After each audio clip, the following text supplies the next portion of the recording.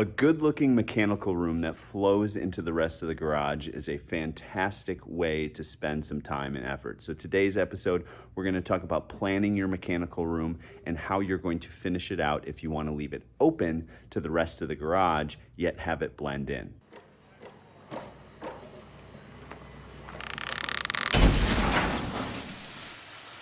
What's going on, guys? Welcome back to another episode of Detached Garage. Today's episode is all about planning your mechanical room, and we're going to talk to you about how I'm planning to do mine, which is actually going to be open to the rest of the garage versus enclosed. Now, we're planning it in a way where we can enclose it in the future, but right now, to help save on some costs and also some future redo costs, we're going to just leave it open to the rest of the garage, but we can always close it in the future. So behind me, you'll see the PEX coming out of the ground. You'll see the vent for the septic system. You'll see the floor drain right here that drains back to the septic in case we have a condensing boiler. And you'll see the electrical panel as well as junction box for the high amperage circuits that go throughout the garage for the EV charger, as well as the RV outlet and welding outlet as well. So my plan is to take 3/4 inch plywood and kind of map out where that plywood is going to go and where it's going to stop. Again, we have 13'4" ceilings. We've got about a foot of block coming up to the bottom plate of the framing. And so what we're going to do is take a look at how many of these 3/4 sheets do we need, where we're going to put them for the mechanical room area, and also how we're going to blend it in, because the rest of the garage is going to be drywall all the way around like it is over here. So how do we make it look good? How do we blend it in? Let's turn the camera around and start talking about the plan for this area. All right, so I wanted to start back here, show you the scale of this garage. And so right here is going to be the daily driver parking. Then the 2-post lift. The lift posts are basically going to kind of go right in between these two windows here. There'll be one very close to the wall and then one out here somewhere. We're going to have a cabinet array on the back here. We're going to have a TV right here for the workout area. We're going to have a collapsible weight rack and squat rack that folds into the wall. But back here is going to be our mechanical room.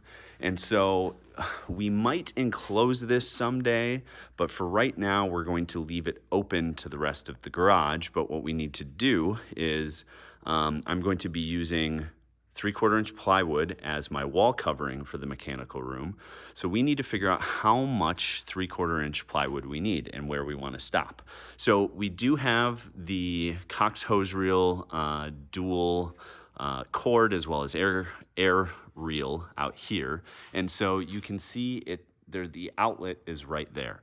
So I am thinking we want to stop right on this stud here with the plywood. And so that would essentially leave us, if we do close this in, we could have the stud starting here and coming out, and it would still clear this drain. And we would essentially go right around here to include this all in this mechanical room. Not quite where the saw cuts are, but a little bit smaller for this area here. So what we need to do is calculate how many sheets of plywood we need. And again, if you are transitioning into drywall, you're going to want to make sure that that plywood stops halfway on this, so you can keep the drywall, give you a nailing surface for the drywall as well on that same stud. So let's put the camera down. We're going to take this sheet, we're going to get out the tape measure, and we're going to do some measuring for how many sheets we need to put up here.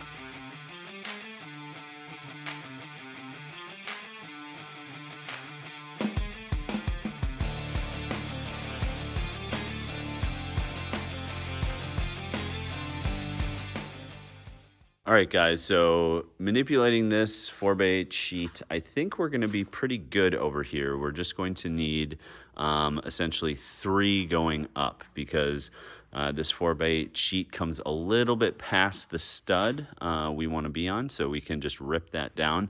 So we will essentially do 1, 2, 3 4x8 sheets up there, and then over here we will pretty much do the same thing, except I think we're going to come out to like this stud right here. So we will kind of stagger this. So we'll do 1 4x8 sheet horizontally, we'll do another 4x8 sheet vertically, and we'll kind of nail those together on this stud here, or I'm sorry, screw those in on this stud here, and then we'll do another sheet, and then we will stagger it up here, so we have what we need. The thing to note here is that my ceiling is not quite exactly 12 feet. So we are 13'4" and we have a foot here. So we're gonna have to make up basically 3 inches, whether it's at the top or at the bottom, and we can shift this around a little bit.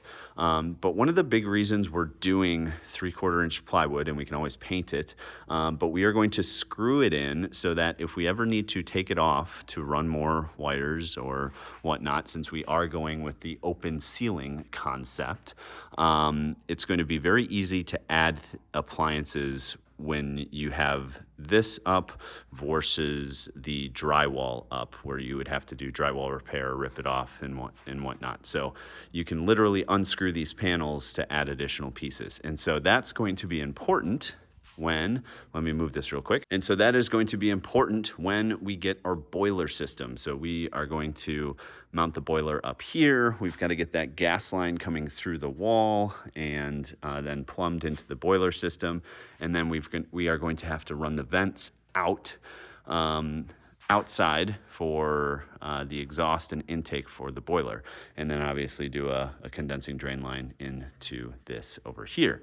So if you're adding appliances in the future, I would highly recommend going with 3/4 inch plywood for the walls and screw it into the studs, because then when you're done and you do have your appliances installed, you can just screw it back in. So a little bit shorter of a video today. I hope you enjoyed the planning phase of this mechanical room with the 3/4 inch plywood and the 5/8 drywall, and how we're gonna put that all together with the room being open. One of the big reasons I wanted to keep the room open is just because of the width of the garage, only being 27 feet wide and having a 2-post lift is going to take up a lot of room. So if you can imagine, the one post is going to go pretty close to this wall over here, and the other one is going to come out to, I don't know, somewhere kind of right here in line with this window up here. And so that's not going to give us too terribly much room over here. So instead of taking up more space with walls for the mechanical room, what we're going to do is keep it open for now. We can always close it in later if there ends up being enough space, but the big thing we want to be able to do is walk around this lift post back to the cabinet array that's going to go over here and make sure there's enough room. And especially for where the weight rack is pretty much going to go where this stuff is right here. We're going to have the TV on the wall, and so we're going to do some rubber flooring around this area to for the workout space. So just want to keep it open, but still a little bit more industrial, so you can mount things right to that 3/4 inch plywood instead of putting up more blocking or significant blocking for those appliances. If you have any questions below, please put them down in the comments. I'm gonna get some 3/4 inch plywood. I think I calculated I need roughly 9 to 10 pieces. I'll get a little extra because you can always use it somewhere else, but we'll get that on order, we'll get it here, and then I will do another episode on installing that and putting that up, running the plumbing through for the gas line, everything like that. Thanks so much for watching Detached Garage. I hope you have a great day, and we will catch you on the next episode.